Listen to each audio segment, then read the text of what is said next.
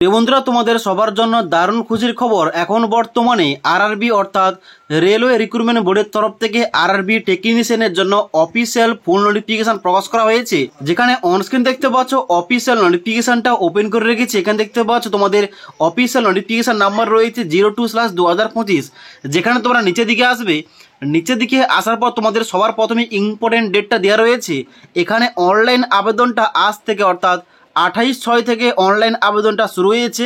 তোমরা অনলাইন আবেদন করতে পারবে 28/7/2025 তারিখ পর্যন্ত। এবার এই যে আরআরবি টেকনিশিয়ান, এখানে কয়টি পোস্ট রয়েছে এবং এখানে মোট কয়টি শূন্যপদ রয়েছে এখানে অনস্ক্রিন দেখতে পাচ্ছ। যদি তোমাদের ছকের মাধ্যমে প্রথম দেখতে পাচ্ছ পোস্টের নাম বলা আছে টেকনিশিয়ান গ্রেড 1 সিগন্যাল, যেখানে তোমাদের লেভেল 5 অনুযায়ী বেতন দিয়ে হবে এবং এখানে তোমাদের এজ লিমিট চেক করা হবে 18 থেকে 33 বছর। যেখানে মোট শূন্যপদ রয়েছে 183টি এবং দ্বিতীয় নম্বর পোস্ট রয়েছে টেকনিশিয়ান গ্রেড 3, যেখানে তোমাদের লেভেল 2 অনুযায়ী বেতন দিয়ে হবে এবং এখানে তোমাদের এজ লিমিট চেক করা হবে 18 থেকে 30 বছরের মধ্যে।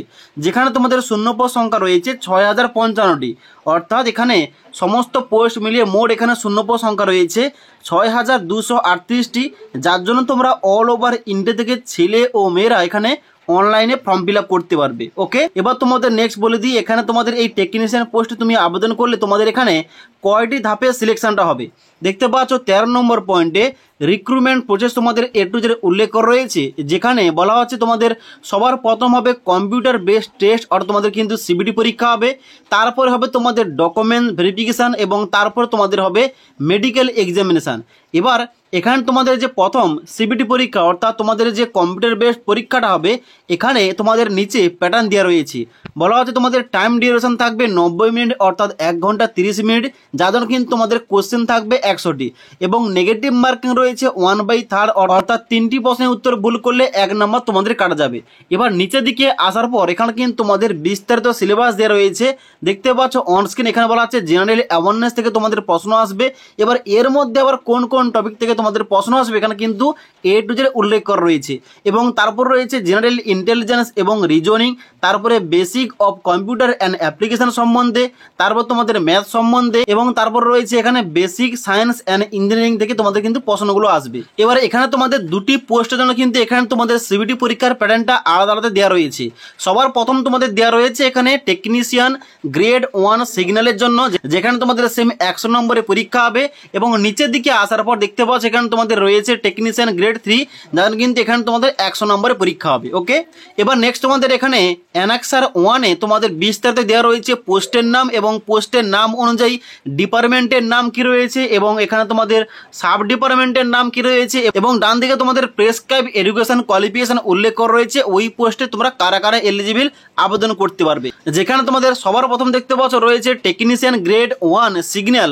এখানে তোমাদের কোয়ালিফিকেশন লাগছে bachelor of science in physics অথবা ইলেকট্রনিক্স অথবা কম্পিউটার সায়েন্স অথবা ইনফরমেশন টেকনোলজি অথবা ইনস্ট্রুমেন্টেশন। এই সমস্ত স্ট্রিম থেকে তোমরা যদি ব্যাচেলর অফ সায়েন্স করে থাকো তোমরা কিন্তু এখানে আবেদন করতে পারো।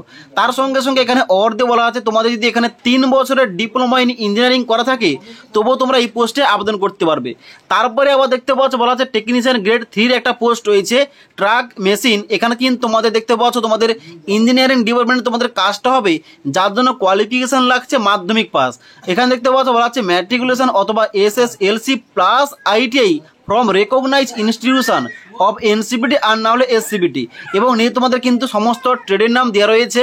কোন কোন ট্রেড থেকে তোমাদের অবশ্যই এখানে ITIটা করতে হবে, অর্থাৎ মাধ্যমিক প্লাস ITI পাস যোগ্যতায় কিন্তু এখানে তোমরা ভিন্ন ভিন্ন পোস্টে আবেদন করতে পারবে।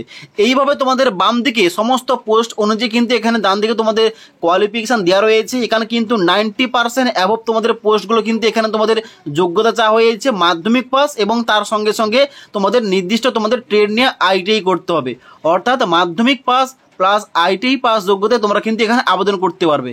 এবার তুমি যে পোস্টে আবেদন করবে অবশ্যই কিন্তু এখানে অ্যানাক্সার A চেক করবে তুমি কোন কোন পোস্টে এলিজিবল এবং এখানে কিন্তু তোমাদের ওইভাবে ফর্ম ফিল আপের সময় তোমাদের কিন্তু পোস্টগুলো চুজ করতে হবে। ওকে, তাই এবার এখানে কিভাবে অনলাইনে স্টেপ বাই স্টেপ আবেদন করতে হবে, তোমরা যদি এই টপিকে ভিডিও দাও তাহলে কিন্তু তোমাদের বিস্তারিত ভিডিও দিয়ে দেবো তোমাদের কীভাবে অনলাইনে সঠিকভাবে স্টেপ বাই স্টেপ অনলাইন আবেদন করতে হবে।